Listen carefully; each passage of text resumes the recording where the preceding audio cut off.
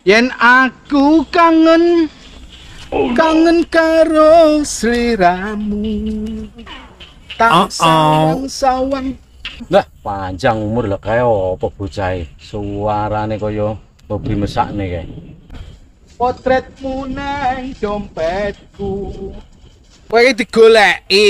Iki ke arep latihan nyanyi. Lah kowe ku yo malah angel men digoleki piye? Lah iki latihan kapan ki? Ini lungguh-lungguh sik kene sing tenang lho, sing tenang. Ya.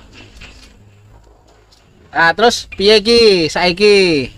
Sing tak ceritake mau. Nah iki arep pentas. Modelmu rupane kaya ngono ki bar gulung-gulung kok ngendi? Atik kaya pathak warak tipu ngono kuwi.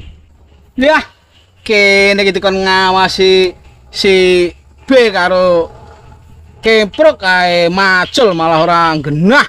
Diature digelut wis nyambut gawe ra bener malah diature diulang-ulang anak sawah. Kebo gupak kaya ngene iki lho praya. Jan ora genah wis.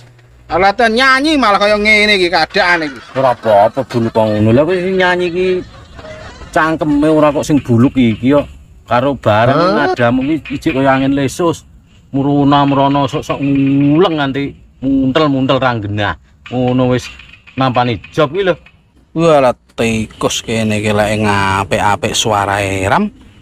Cek dipaido ya maksudnya sing apik kaya apa ya? Wis saiki ora usah bukan rembug. Ayo dilektasi 4 kriteria nada. Sanggup ora?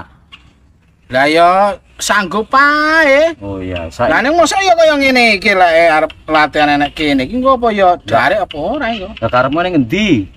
Ya nek iso ya nek ngomah apa piye ngono kan iso ge enek musike ngarep pentas mosok ya gur ngene engko malah ora setel neh. Maksudnya tes vokal sik, tes nada ta ti ngono kae.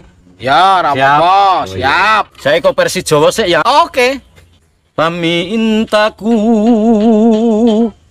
Nah, Pamintaku